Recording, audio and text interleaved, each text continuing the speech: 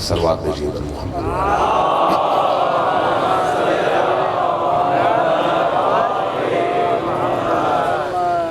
اعوذ باللہ من الشیطان اللعین الرجیم. بسم اللہ الرحمن الرحیم. الحمد للہ رب العالمین بارئ الخلائق اجمعین. والصلاة والسلام على جميع الأنبياء والمرسلين سيما من سمي في الآفاق بأحمد وفي الأرض بأبي القاسم محمد.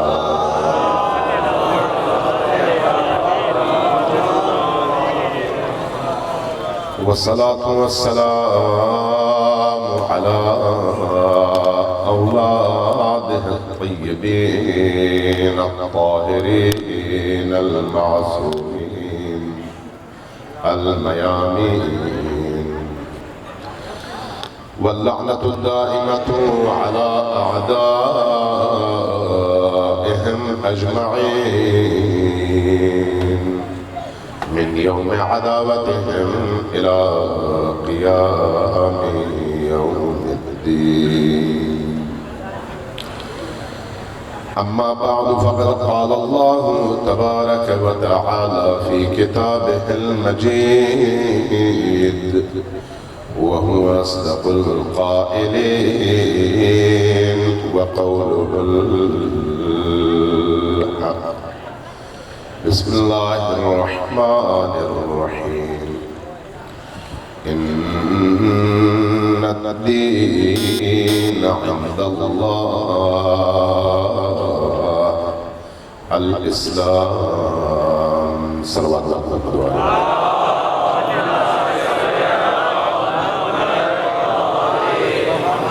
ذرا اونچی آواز سے اپنے اجتماع کے زندہ ہونے کا ثبوت دیجئے. صلوات بھیجئے.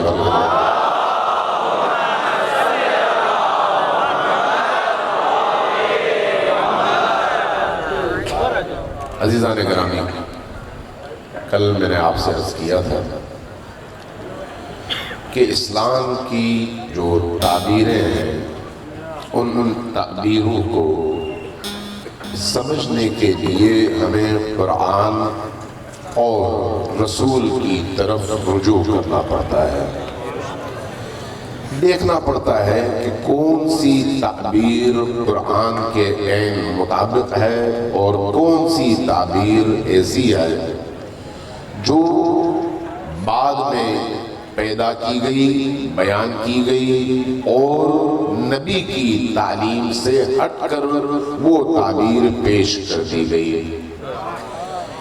میں نے پہلے کل یہ بھی عرض کیا تھا کہ یہ ادیان الہی کا خاصہ رہا، چاہے کوئی بھی دین ہو، کہ ہر دور میں نبی نے آ کر اللہ کا دین پہنچایا اور امت نے اس نبی کے بعد اس دین میں تبدیلیاں کی اور نئی چیزیں داخل کی اور نبی کی بتائی ہوئی بعض چیزوں کو مٹا دیا اور حذف کر دیا.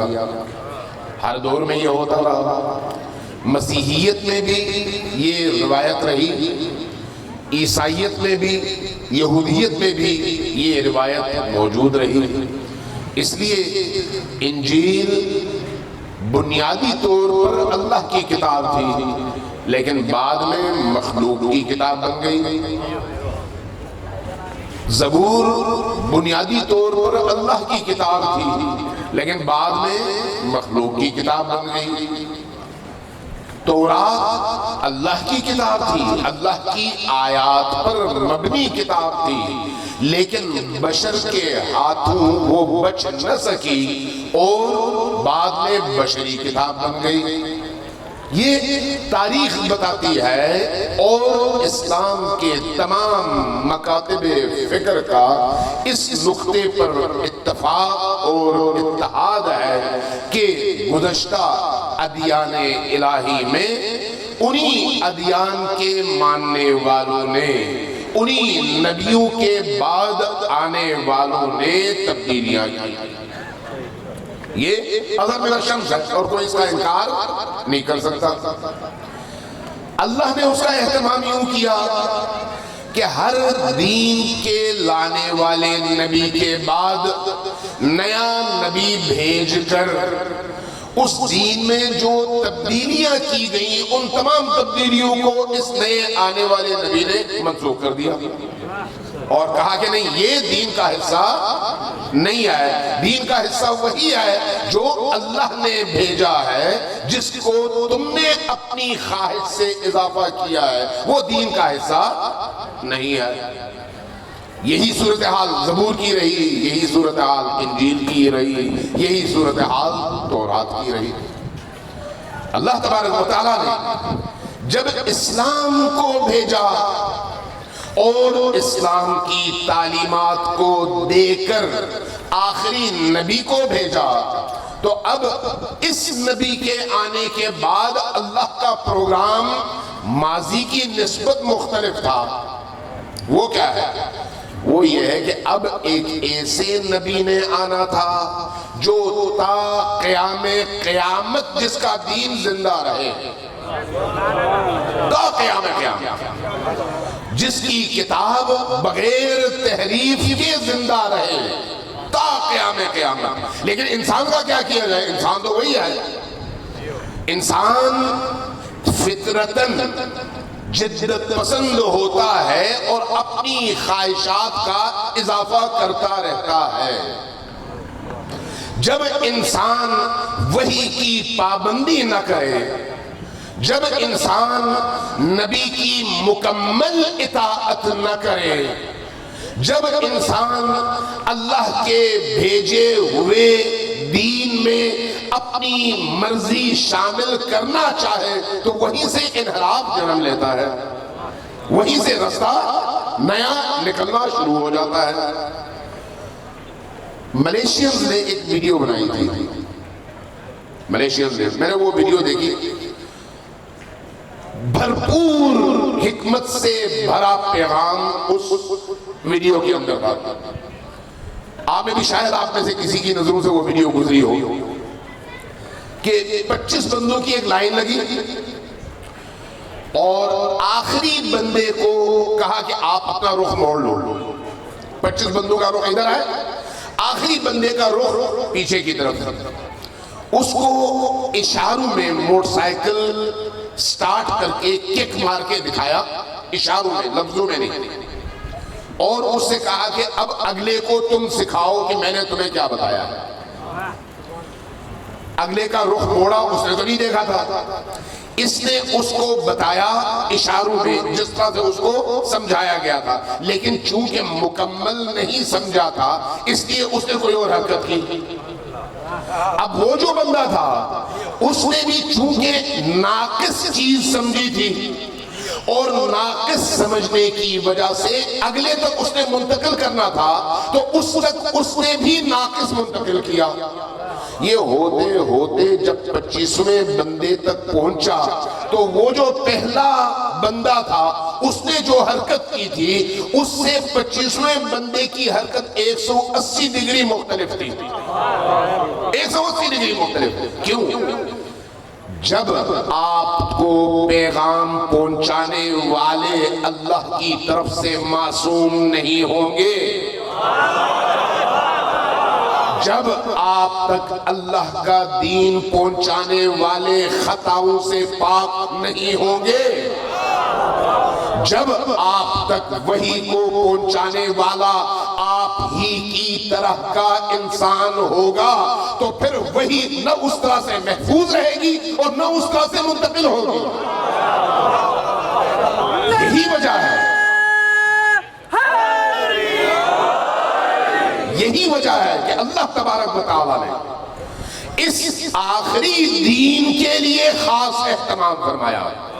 ماضی کے ادیان میں اللہ نے ہر نئے آنے والے نبی کے ذریعے سے گزشتہ دین میں ہونے والی تبدیلیوں کو منسوخ کیا اور نئی چیزوں کا اضافہ کیا، یہاں تک کہ قرآن کی باری آئی۔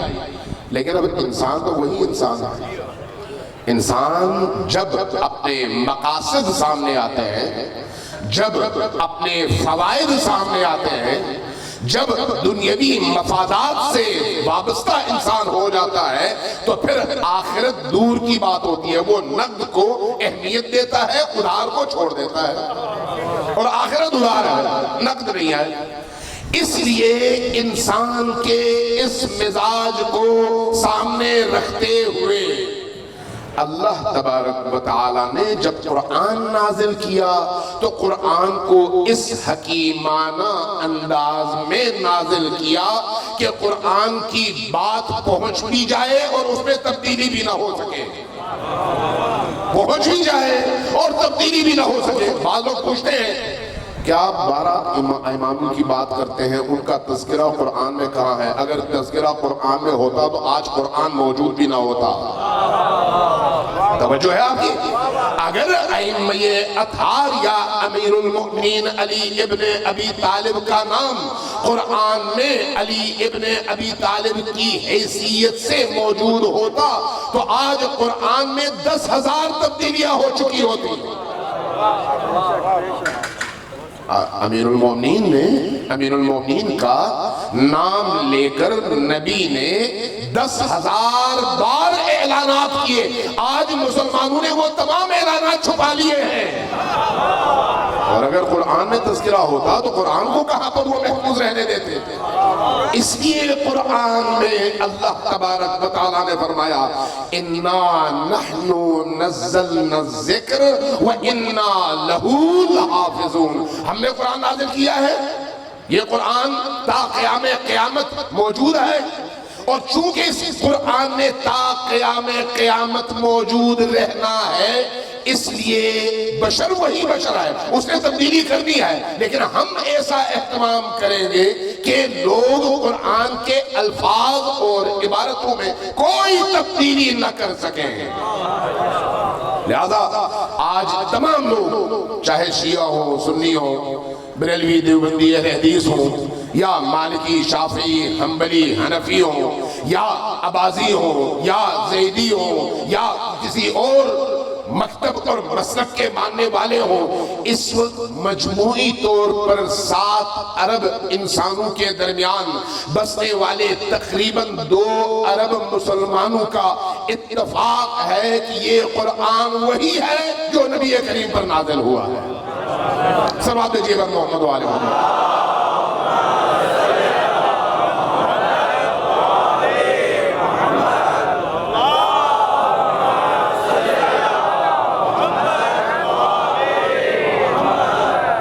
ایک دفعہ پھر صلوات بھیجیے بات محمد و آل محمد۔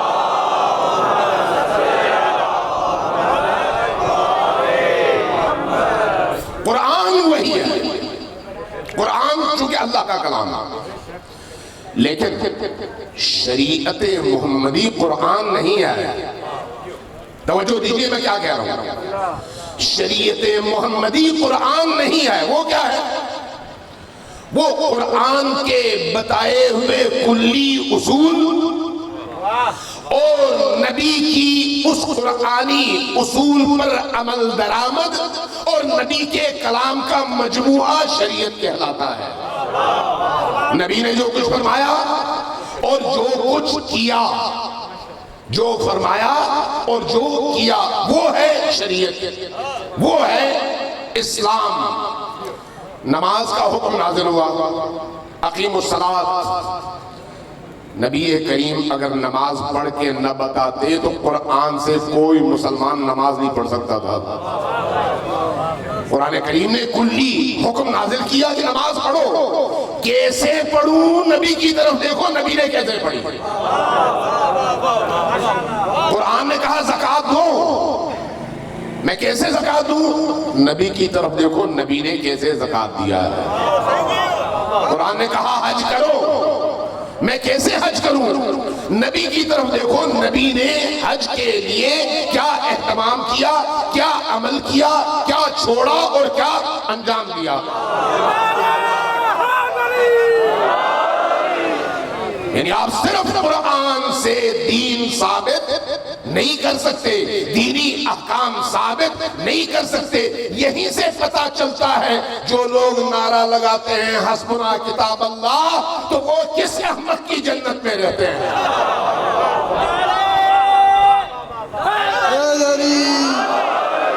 حسبنا کتاب اللہ کا مطلب کیا ہے؟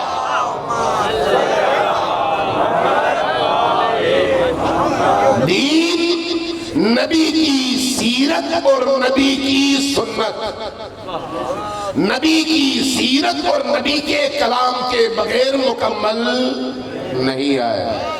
اس لیے دین پر عمل کرنا ہے تو پھر آپ کو اس کو پوری طرح سے سمجھنا ہوگا اور پکڑنا ہوگا۔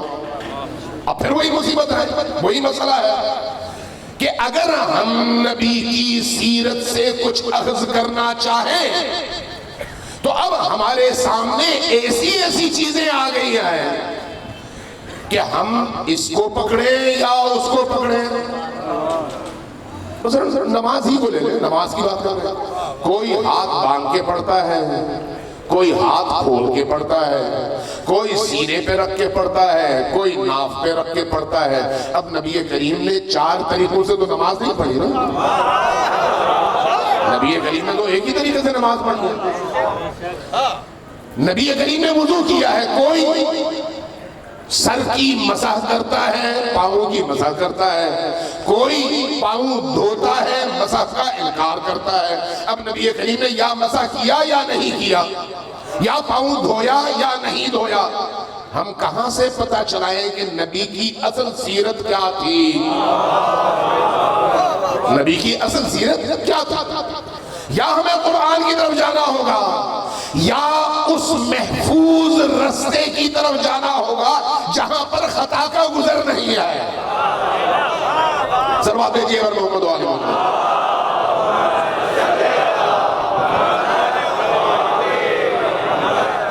لہذا اللہ تبارک و تعالی نے نبی کے حوالے سے فرمایا کہ لَقَدْ كَانَ لَكُمْ فِي رَسُولِ اللَّهِ أُسْوَةٌ حَسَنَةٌ۔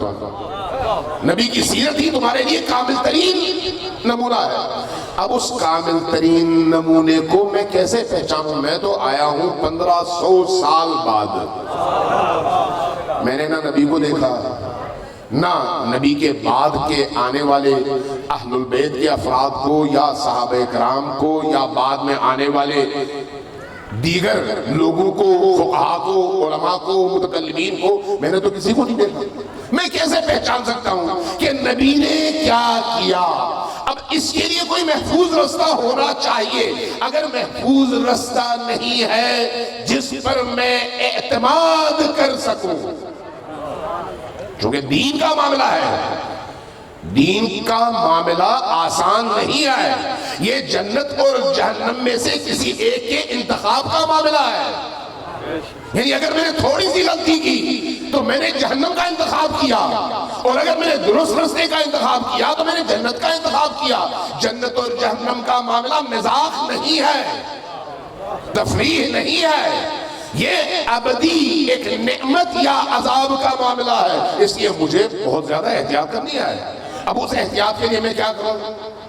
مجھے چاہیے کہ دین کو اس کی روح کے مطابق تعصبات کی اینک ایک طرف رکھ کر، جو مجھے دوسروں نے بتایا ہے اس کو ایک طرف رکھ کر، میں دین کو اس کی روح کے مطابق پڑھوں، اس کی روح کے مطابق۔ اس کا طریقہ کار کیا ہے؟ اس کا طریقہ کار سمپل ہے، بہت ہی سمپل۔ 2 بڑے طبقات ہیں اسلام کے، 2 بڑے طبقات جن کو ہم اسلام کے 2 بازو کہتے ہیں، ایک شیعہ اور ایک سنی۔ دونوں اسلام کے بازو ہیں۔ تعبیروں کا کہیں نہ کہیں فروعات میں اختلاف موجود ہے۔ جہاں اختلاف موجود ہے وہاں پر ہمیں درست رستے کا انتخاب کرنا ہے، چاہے وہ شیعہ ہو چاہے وہ سنی ہو۔ اور یہ علمی رستہ ہے، یہ علمی رستہ ہے۔ علمی رستے میں جھگڑا نہیں ہوتا، علمی رستے میں مار کٹائی نہیں ہوتی، علمی رستے میں خون خرابہ نہیں ہوتا، علمی رستے میں دہشت گردی نہیں ہوتی، علمی رستے میں آپ دلیل سے اپنی بات کرتے ہیں اور سامنے والے کی دلیل سنتے ہیں، دلیل دل میں اتر جائے تو آپ کا دشمن بھی ہو آپ قبول کرتے ہیں اگر آپ صحیح الفطرت انسان ہیں۔ حق کو قبول کرنے کے لیے انسان کی فطرت کا سالم ہونا ضروری ہے، فطرت کا سالم ہونا ضروری ہے۔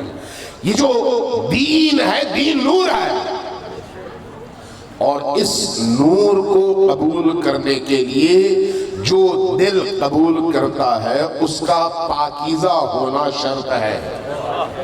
اگر دل پاکیزہ نہیں ہے تو اس پاکیزہ نور کو قبول وہ نہیں کر سکتا۔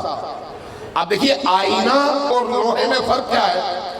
آئینے میں چمک ہے، روشنی پڑے تو آئینہ پوری دنیا کو اس روشنی کو قبول کر کے دوبارہ منعکس کر کے روشن کرتا ہے، لیکن لوہا یہ کام نہیں کر سکتا۔ دونوں بڑا فرق ہے۔ اگر دل آئینے کی طرح سے ہو تو نور چمکے تو روشن ہو جاتا ہے، لیکن اگر دل پتھر ہو تو پھر چاہے سورج پورے کا پورا آ جائے جل جائے گا لیکن نورانی نہیں ہوگا۔ صلوات بھیجیے بس محمد والے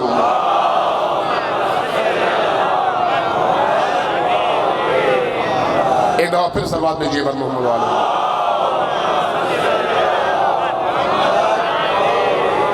مجھے چونکہ ٹائم کا بھی خیال رکھنا ہے، اگلی جگہ بھی پہنچنا ہے، اور موضوع بھی بڑا وسیع ہے۔ میں کچھ پوائنٹس، رات کو میں بخاری پڑھ رہا تھا، مسلم پڑھ رہا تھا، میں کوشش یہ کرتا ہوں جب گفتگو کروں تو ایک جگہ جو مجلس پڑھوں وہ کسی اور جگہ دوبارہ نہ پڑھوں، جہاں پر بھی جاؤں گفتگو کروں وہ نہیں ہو، پرانے کی تکرار نہ ہو۔ لہٰذا مجھے پھر محنت کرنی پڑتی ہے، مجھے پھر پڑھنا پڑتا ہے۔ ایک مجلس کی تیاری کے لیے بعض اوقات 6 گھنٹے لگ جاتے ہیں۔ جب آپ ریسرچ ورک کرتے ہوں، جب آپ ایتھینٹک باتیں کرنا چاہیں، جب آپ متون میں سے حقائق نکالنا چاہیں تو ایک چیز کے مطالعے کے لیے آپ کو گھنٹوں درکار ہوتے ہیں۔ اس لیے 1 گھنٹے کی گفتگو کو 1 گھنٹے کی گفتگو نہ سمجھیے، اس کے پیچھے ایک لمبے ٹائم کا ریسرچ اور پڑھائی اور مطالعہ شامل ہے۔ یہ ہوا میں نہیں آئے۔ صلوات بھیجیے بر محمد والے محمد۔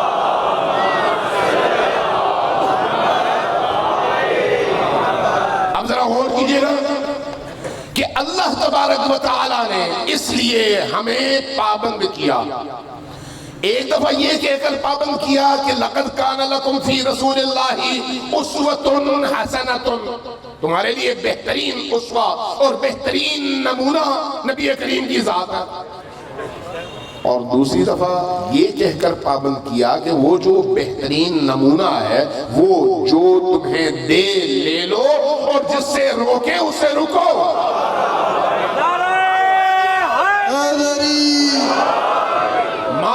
آتاکم الرسول فخذوہ وما نہاکم عنہ فانتہوا، جو کچھ وہ عطا کرے، جو کچھ وہ تمہیں دے اس کو فوراً پکڑو اور مکمل پکڑو، مکمل، آدھا نہیں، ادھورا نہیں، اپنی من پسند کا حصہ نہیں، باقی چیزیں چھوڑ دو نہیں۔ بعض اوقات ایسا ہوتا ہے، سرکار کا بھی جب آرڈر آتا ہے تو جہاں پر آپ کو فائدہ نظر آتا ہے وہ آپ پکڑ لیتے ہیں، جہاں پر آپ کو نقصان نظر آتا ہے وہ کہتے ہیں گزر جاؤ۔ شریعت محمدی میں یہ نہیں ہے یا مکمل طور پر داخل ہو جاؤ یا پھر جو تم ادھورے داخل ہوئے ہو یہ بھی قبول نہیں ہے اللہ کی بارگاہ میں۔ اللہ کی بارگاہ میں وہی دین قبول ہے جس میں آپ مکمل طور پر داخل ہوتے ہیں، مکمل طور پر۔ اب قرآن کریم نے ہمیں کہا ما آتاکم الرسول فخذوہ وما نہاکم عنہ فانتہوا، جو کچھ رسول نے تمہیں دیا اس کو مضبوطی سے پکڑو اور مکمل پکڑو، اور جس سے روکا اس سے مکمل طور پر رک جاؤ اور اس سے دور رہو، اجتناب کرو۔ اب ہم تاریخ میں، حدیث کی دنیا میں، کلامی دنیا میں بڑے مسائل دیکھتے ہیں۔ اب ان مسائل کو جب دیکھتے ہیں تو ہر فریق یہی کہتا ہے کہ جو کچھ ہم نے لیا وہ درست لیا، ہمیں اعتراض نہیں ہے۔ اگر اس کو درست نہ سمجھو تو عمل کیسے کرو گے؟ درست سمجھتے ہو تو عمل کرتے ہو، لیکن بعض اوقات جہالت بسیط ہوتی ہے اور بعض اوقات جہالت مرکب ہوتی ہے۔ ایک دفعہ مجھے ایک چیز کا علم نہیں ہے، میں نہیں جانتا، مثلا حج کا طریقہ میں نہیں جانتا کہ رسول کریم نے کس انداز میں بیان کیا کہ حج کیسے ہو، تو میں اس علم سے، ان معلومات سے، ان احکام سے جاہل ہوں اور نادان ہوں۔ لیکن مجھے یہ تو پتا ہے نا کہ مجھے نہیں معلوم۔ جب مجھے معلوم ہے کہ یہ حکم مجھے نہیں معلوم تو پھر اس کو آپ جہل بسیط کہتے ہیں۔ اور جہل بسیط کا مطلب کیا ہوتا ہے؟ ایک جہل، دو نہیں، ایک جہل، کہ مجھے حکم کا علم نہیں ہے۔ جو جہل بسیط کا شکار ہوتا ہے وہ جاتا ہے اپنی جہالت دور کرتا ہے، علم حاصل کرتا ہے اور سیکھتا ہے تاکہ وہ اس طرح سے عمل کر سکے جس طرح سے نبی نے کہا ہے۔ لیکن ایک دفعہ جہل بسیط نہیں ہوتا، جہل مرکب ہوتا ہے۔ وہ کیسے؟ آدمی کو یہ نہیں معلوم کہ حج کیسے کرنا ہے، لیکن وہ سمجھتا ہے کہ اس کو معلوم ہے۔ معلوم نہیں ہے وہ ایک جہل، اور یہ جو معلوم سمجھتا ہے کہ مجھے معلوم ہے یہ دوسرا جہل۔ دوہری جہالت کا جو شکار ہوتا ہے وہ کبھی بھی بیدار نہیں ہو سکتا۔ جو دوہری جہالت کا شکار ہو وہ کبھی بھی نجات کی ساحل تک نہیں پہنچ سکتا۔ اس لیے جہل مرکب سے ہمیشہ بچیے اور جہل بسیط میں کوشش کیجئے علم حاصل کریں۔ صلوات بھیجئے محمد و آل محمد۔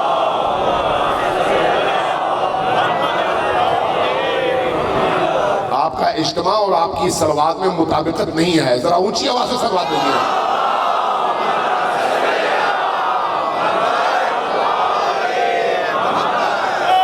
دیکھیے ہمیشہ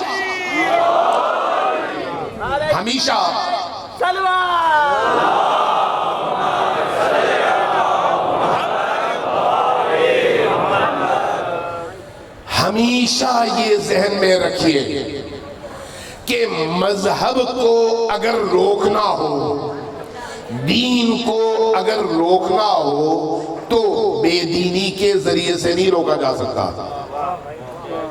آپ نے دیکھا نبی کریم دین لے کر آئے، مشرکین جو دین سے بے خبر تھے، دین کے اپوزٹ تھے، وہ روک نہیں سکے نبی کے دین کو۔ کفر نے دین کا مقابلہ نہیں کیا، نہیں کر سکا، لیکن نفاق نے کیا۔ توجہ ہے؟ کفر نے نہیں کیا لیکن نفاق نے کیا۔ کیوں؟ اس لیے کہ کفر کھلا دشمن ہے اور نفاق چھپا ہوا دشمن۔ اور وہ جو چھپا ہوا دشمن ہے جو آپ کی صفوں میں داخل ہو جاتا ہے وہ بڑی آسانی سے آپ کے دین کو نقصان پہنچاتا ہے۔ اس لیے تاریخ گواہ ہے کہ ہمیشہ دین کے مقابلے میں دین کو اگر شکست ہوئی تو دین کے ہاتھوں ہوئی، مذہب کو شکست ہوئی تو مذہب کی تلوار سے ہوئی۔ مذہب کو شکست کفر کی تلوار سے نہیں ہوئی، مذہب کو شکست ہمیشہ مذہب کی تلوار سے ہوئی۔ آج بھی ذرا غور کیجئے، جتنا فساد اس وقت عالم اسلام میں ہے، عالم اسلام میں، اس فساد میں ایک طرف ایک مذہب ہے، دوسری طرف دوسرا مذہب ہے، مذہب کے ذریعے سے مذہب کا مقابلہ کیا جا رہا ہے۔ کفر سامنے نہیں آتا۔ آپ ذرا دیکھیں یمن میں دیکھیں کیا ہوگا، مذہب بمقابلہ مذہب۔ یعنی اگر عقیدے کو روکنا ہے تو عقیدے کے ذریعے سے روکو۔ کس عقیدے؟ فاسد عقیدے کے ذریعے سے، لیکن فاسد عقیدہ بناؤ تاکہ حق کے عقیدے کو روک سکو۔ پاکستان کے اندر بھی اتنے عرصے سے جو آپ دیکھتے ہیں کشت و خون کا ایک لامتناہی سلسلہ جاری تھا، اب چند سالوں سے نسبتاً امن ہو گیا ہے۔ تو یہ جو مقابلہ تھا، مقابلہ کس کا تھا؟ اسلام اور کفر کا نہیں، مسلمانوں کے فرقوں کا. یعنی اسلام کی ایک تعبیر کو اگر آپ نے روکنا ہے تو اس کے مقابلے میں تعبیر گڑو تاکہ اس کا راستہ روک سکو. ابھی میں آ رہا تھا شاہ صاحب کے ہاں چائے پینے کے لیے رکے تو کسی نے ایک تصویر بھیجی تھی، ایک تصویر، اس پہ اوپر لکھا ہوا تھا سبیل فلان و فلان. کسی اسلام کی بزرگ شخصیت اور خلیفے کا نام لکھا ہوا تھا. میں بیان نہیں کر دیتا ہوں، سبیل ابو بکر و معاویہ لکھا ہوا تھا، اور نیچے بہت سارے ہمارے مولوی حضرات اس سبیل کا پانی پی رہے تھے. مجھے بڑی خوشی ہوئی. 50 سال جس سبیل کے پانی کو آپ حرام قرار دیتے رہے اور حرام قرار دے کر آپ روک نہیں سکے، اب اس کو روکنے کے لیے کسی اور کی سبیل لے آئے.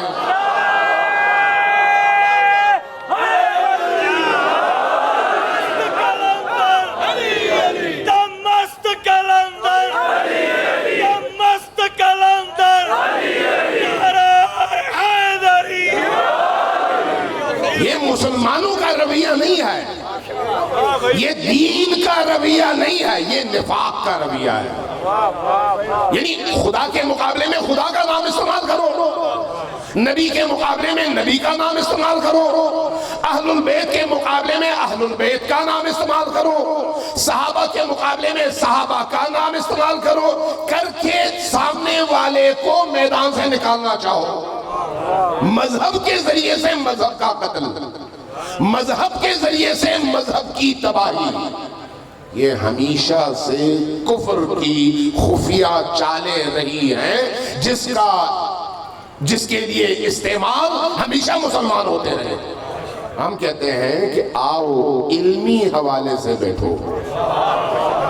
ہم بخاری کا بھی مطالعہ کرتے ہیں، مسلم کا بھی مطالعہ کرتے ہیں، کافی کا بھی مطالعہ کرتے ہیں، تہذیب کا بھی مطالعہ کرتے ہیں. ہمارا جو مکتب ہے جس کو ہم مکتب اہل البیت کہتے ہیں، اس کی ایک خوبی ہے، توجہ چاہیے آپ کو. اس کی ایک خوبی ہے، اور وہ خوبی میں نے کم از کم پاکستان کی سطح پر کسی مذہب کے نام پر بننے والے ادارے میں اور کسی مسلک میں یہ خوبی نہیں دیکھی جو خوبی مکتب اہل البیت میں ہے. آپ ذرا غور کیجئے گا، آپ کے جتنے بھی علماء اخلاقیات پر، معاشرتی موضوعات پر کتابیں لکھتے ہیں، ان کتابوں میں جب وہ منابع اور مصادر کا تذکرہ کرتے ہیں تو جہاں پر اصول کافی کی بات کرتے ہیں وہیں پر بخاری کی بھی بات کرتے ہیں. کیوں؟ بخاری پڑھتے ہیں، مسلم کو پڑھتے ہیں، ابن ماجہ کو پڑھتے ہیں، ابی داؤد کو پڑھتے ہیں، کنز المال کو پڑھتے ہیں، فخر رازی کو پڑھتے ہیں، مفسرین کو پڑھتے ہیں. چونکہ دین کا حکم یہ ہے کہ اندھی تقلید نہ کرو، آنکھیں بند کر کے کسی چیز کو غلط اور کسی چیز کو صحیح قرار نہ دو. عقل کھولو، آنکھیں کھولو، پڑھو، دلیل قائم کرو، اس کے بعد صحیح اور غلط کا فیصلہ کرو. لہذا ہمارے ہاں کبھی بھی کسی بھی مدرسے میں چلے جائیں وہ آپ سے یہ نہیں کہے گا کہ جا کر تم بخاری نہ پڑھو، کبھی کھولنا بھی مت، کوئی یہ نہیں کہے گا. ابن مسلم نہ پڑھو، کوئی یہ نہیں کہے گا. اس لیے کہ ہماری ہر لائبریری میں اہل سنت علماء کی تفاسیر بھی موجود ہیں، تاریخ کی کتابیں بھی موجود ہیں، کلامی کتابیں بھی موجود ہیں، حدیث کی کتابیں بھی موجود ہیں، اور دیگر علوم کی کتابیں بھی موجود ہیں.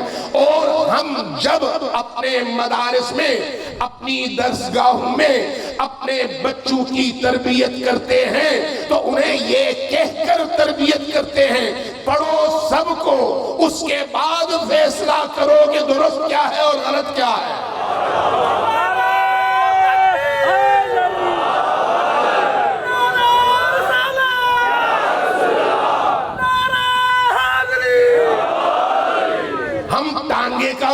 نہیں بناتے. ٹانگے کا گھوڑا پتہ ہے نا آپ کو؟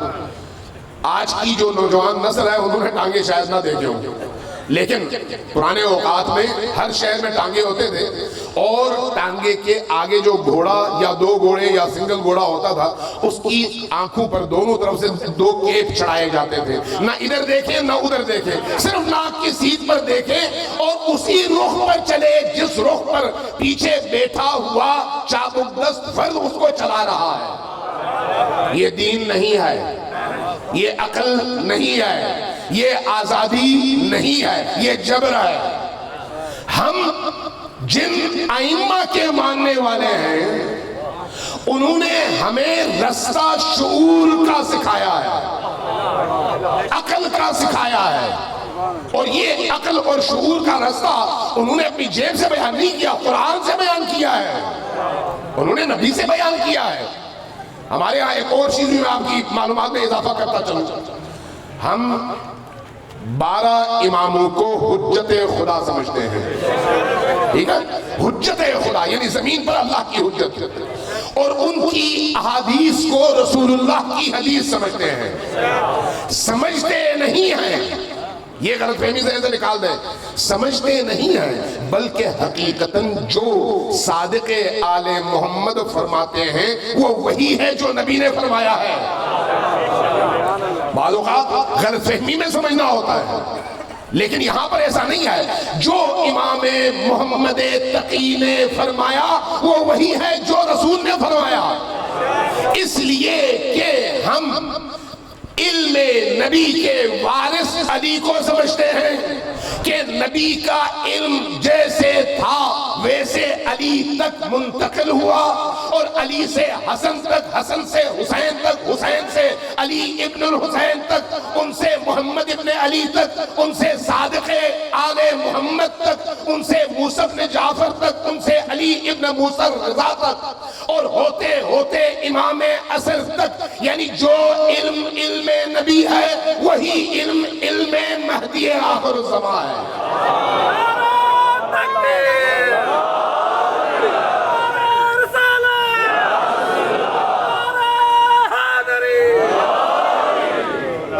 محمد و آل محمد بلندتر صلوات.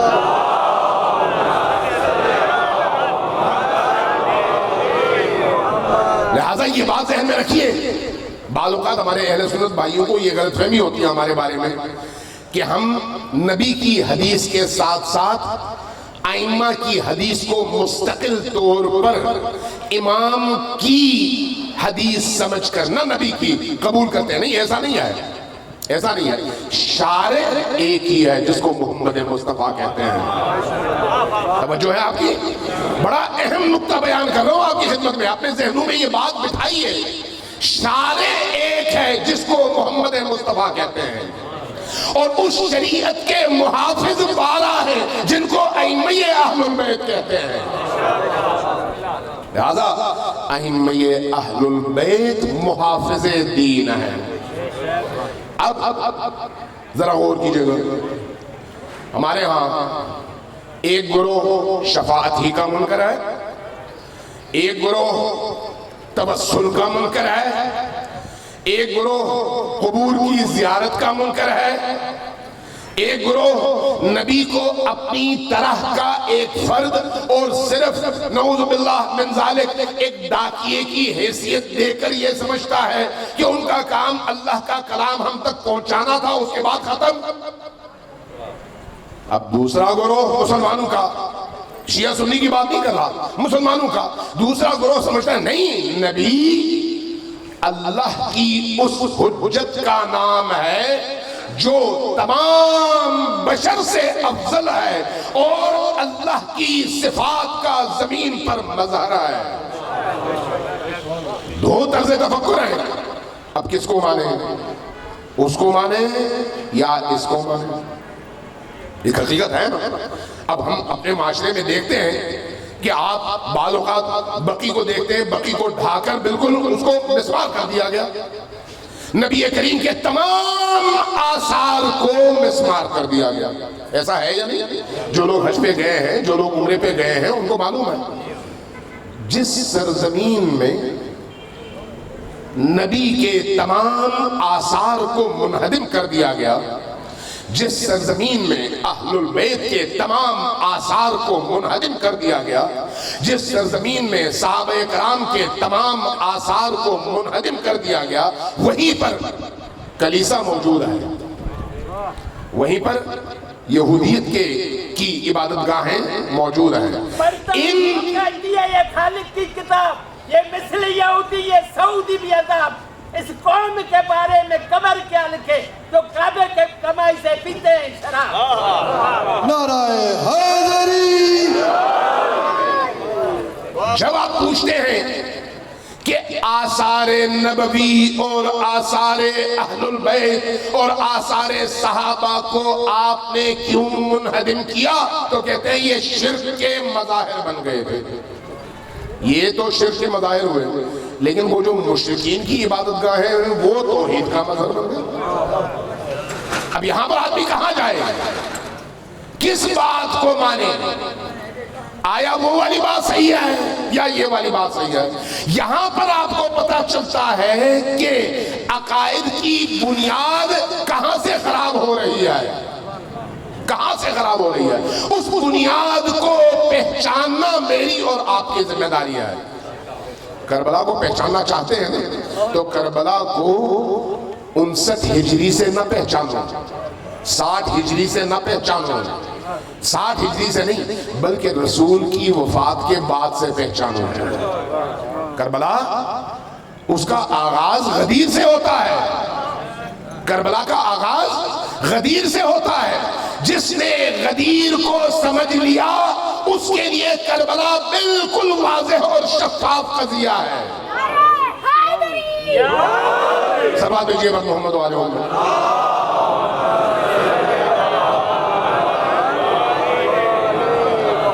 عزیزان گرامی، آج مقدمے ہی میں اچھا خاصا ٹائم نکل گیا، میں بھی اصل موضوع کی طرف نہیں آ سکا، صرف یہ آپ کے ذہن میں سوالات اٹھا رہا ہوں کہ ہم کس تعبیر کو مانیں۔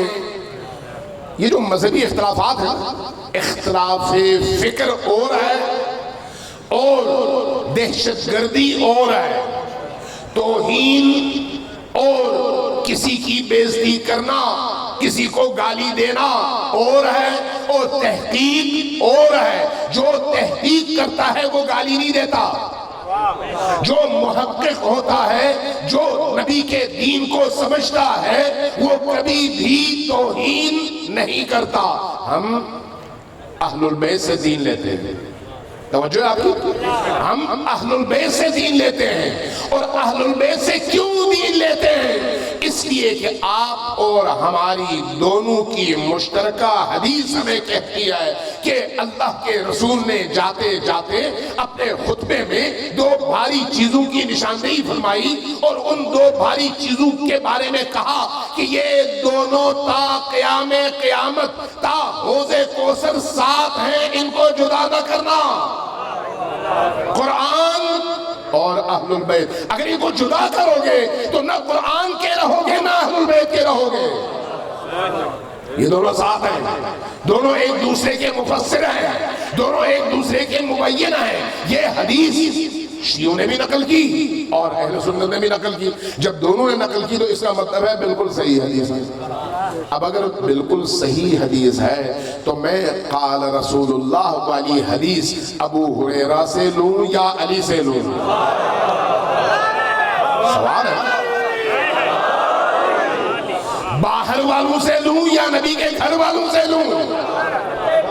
ان سے لوں جن کے بارے میں اللہ کی کتاب نے کہا کہ ان سے ناپاکی ایسے دور ہے جیسے حق ہے، یا پھر ان سے لوں جن کے بارے میں تاریخ کہتی ہے کہ کوئی 40 سال بتوں کو پوجتا رہا اور کوئی 50 سال بتوں کو پوجتا رہا۔ میں کس سے دین لوں؟ کس سے رسول کی حدیث لوں؟ کس سے میں اللہ کے دین کی تفسیر پوچھوں؟ اختلاف کی بنیاد وہاں پر جاتی ہے، اور یہاں پر ہر ایک کے پاس اس کے ادلہ موجود ہیں۔ اب ادلوں کی لڑائی میں دلیلوں کی لڑائی میں فساد نہیں ہوتا، دلائل پیش کر دیں بغیر جھگڑے کے، بڑے سمپل انداز میں۔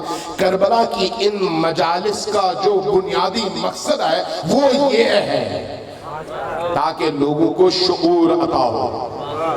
یہ صرف مار پیٹنے کا اور ماتم کرنے کا مذہب نہیں ہے۔ یہ جو مکتب ہے جس کو ہم اہل البیت کا مکتب کہتے ہیں، یہ مکتب ایک عالمی تصور کے ساتھ اللہ نے اپنے رسول کے ذریعے سے ہمیں دیا ہے۔ جس مکتب کو ہم مکتب رسول کہتے ہیں اس کے ماتھے پہ لکھا ہوا ہے کہ اس مکتب نے آخر کار پورے عالم کو کنورٹ کرنا ہے اور تمام عالم پر حکومت کرنی ہے۔ یہ وہ مکتب ہے، یہ مسلک نہیں ہے، یہ فرقہ نہیں ہے۔ رسول کریم فرقہ ہے یا نہیں؟ آپ سے پوچھ رہا ہوں، رسول کریم فرقہ ہے یا نہیں؟ اگر رسول کریم فرقہ نہیں ہے تو علی کیسے فرقہ ہے؟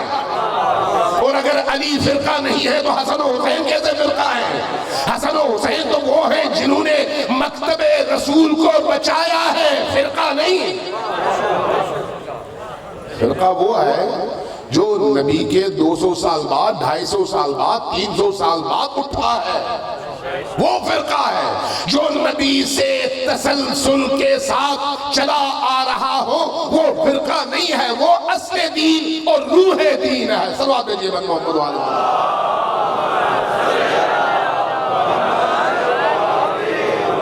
عزیزان گرامی، اس لیے ان مجالس کی قدر کیجئے۔ یہ مجالس آپ کی روح کی تطہیر کا ذریعہ ہے، یہ مجالس آپ کی فکر کی تطہیر کا ذریعہ ہے۔ شرط بس ایک ہے کہ ان مجالس کے انعقاد میں آپ کی نیت پاکیزہ ہو اور ان مجالس کو بیان کرنے کے لیے منبر پر جس کو آپ بٹھاتے ہیں وہ کم از کم دین شناس ہو، دین شناس، دین کے مزاج سے واقف ہو، وہ اپنی خواہش کو دین نہ بنائے بلکہ نبی کی خواہش کو آپ کے سامنے پیش کرے۔ جب تک عزاداری سید الشہداء میں یہ روح قائم رہے گی، عزاداری میں ہمیشہ لوگوں کے دلوں کو تسخیر کرنا ہے اور لوگوں کو حسین سے جوڑنا ہے۔ یقین جانیے، یقین جانیے، یہ جو عزاداری سید الشہداء ہے کائنات کی سب سے بڑی نعمت ہے، سب سے بڑی نعمت ہے۔ اس نعمت کے لیے دل کو نورانی رکھو، دل کو پاکیزہ رکھو۔ اگر دل پاکیزہ نہ ہو تو پھر یہ نعمت نصیب نہیں ہوتی۔ یہ جو رونا ہے، آپ عام زندگی میں ذرا رو کر دکھا دیں مجھے، عام زندگی میں، عام زندگی میں آپ جان بوجھ کر کوشش بھی کریں گے تو رونے والے کی نقل کریں گے لیکن رو نہیں پائیں گے، رو نہیں پائیں گے۔ لیکن یہ کربلا کیسی نعمت ہے کہ تذکرہ ہوتے ہی آنکھیں چھلک اٹھتی ہیں، کیسی نعمت ہے، کس معنوی کیفیت سے انسان گزرتا ہے جب کربلا سے متصل ہوتا ہے۔ جیسے ہی کربلا والوں کا ذکر آتا ہے دل کی کیفیت بدل جاتی ہے، دنیا بدل جاتی ہے۔ آج پوری دنیا میں لاکھوں لوگ حسین کے حرم کے دیدار کے لیے تڑپتے ہیں، تڑپتے ہیں، اور جب چاند نظر آتا ہے تو ان کے اندر کی دنیا تبدیل ہو جاتی ہے۔ ہنسنے کو جی نہیں چاہتا، کھانے کو جی نہیں چاہتا، جی چاہتا ہے کسی کونے میں بیٹھا رہے اور روتا رہے۔ یہ کیا ہے؟ یہ حسین کا عشق ہے، یہ حسین کا عشق ہے۔ اس لیے یہ رونا اللہ کی طرف سے انعام ہے اس پاکیزہ دل کے لیے جو حسین سے متصل ہو۔ لہذا اپنے دلوں کو پاکیزہ رکھو، اپنے دلوں کو جتنا پاکیزہ رکھو گے اتنا زیادہ حسین تمہارے دل میں جگہ بنائے گا۔ میں آج زیادہ مسائل نہیں پڑھوں گا، لیکن دو چار جملے عرض کرتا ہوں، ذرا سنیے۔ آیت اللہ العظمیٰ حکیم قدیم میں تقریباً 50 سال پہلے گزرے ہیں، نام آپ نے سب نے سنا ہوگا، بزرگوں نے ضرور سنا ہوگا۔ آیت اللہ العظمیٰ حکیم کے پاس کچھ لوگ آئے، بیٹھے اور کہا کہ آقا ہم نے ایک روایت سنی ہے، آپ سے تحقیق اور تصدیق چاہتے ہیں کہ کیا یہ روایت صحیح ہے یا مبالغہ ہے۔ پوچھا کہ کیا، کون سی روایت سنی ہے؟ عرض کیا کہ ہم نے سنا ہے کہ کربلا کے واقعے کے بعد سید الساجدین امام زین العابدین 40 سال تک خون کے آنسو روتے رہے، خون کے آنسو روتے رہے۔ تو کیا واقعی ایسا ہے کہ وہ خون کے آنسو روتے رہے، یا ہم مبالغتاً کہتے ہیں کہ وہ خون کے آنسو روئے؟ آیت اللہ العظمیٰ حکیم نے سر جھکا لیا اور پھر بلک بلک کر رونے لگے۔ جب روتے ہوئے آگے بڑھے تو جیب سے ایک سفید رنگ کا رومال نکالا، اپنی آنکھوں پہ رکھا، کچھ دیر مسلسل روتے رہے، مسلسل روتے رہے۔ جب ذرا سا صبر آیا، قرار آیا، تو اپنی آنکھوں سے رومال اٹھا کر زمین پر رکھا۔ سائل نے دیکھا کہ اس رومال میں جگہ جگہ خون کے دھبے ہیں، جگہ جگہ خون کے دھبے ہیں۔ پریشان ہوئے، کہا کہ آپ کی آنکھوں میں کوئی تکلیف؟ کہا نہیں۔ کہا پھر یہ کیا ہے؟ کہا میں نے کربلا اپنی آنکھوں سے نہیں دیکھی، میں نے اپنی آنکھوں سے کربلا کے واقعات نہیں دیکھے، میں نے اپنی آنکھوں سے زینب کو زینب کی چادر چھنتے نہیں دیکھا، میں نے اپنی آنکھوں سے عباس کے بازو قلم ہوتے نہیں دیکھے، میں نے اپنی آنکھوں سے سکینہ کے چہرے پر تماچے پڑتے نہیں دیکھے، میں نے اپنی آنکھوں سے قاسم کو پامال ہوتے نہیں دیکھا، میں نے اپنی آنکھوں سے علی اصغر کا کلیجہ اور علی اصغر کے گلے کو کٹتے نہیں دیکھا، لیکن سید الساجدین نے تو ہر منظر اپنی آنکھوں سے دیکھا ہے۔ اب اگر وہ ساری عمر خون کے آنسو روتے رہے تو تمہیں تعجب کیوں ہے؟ ظلم اتنا بڑا ظلم تھا۔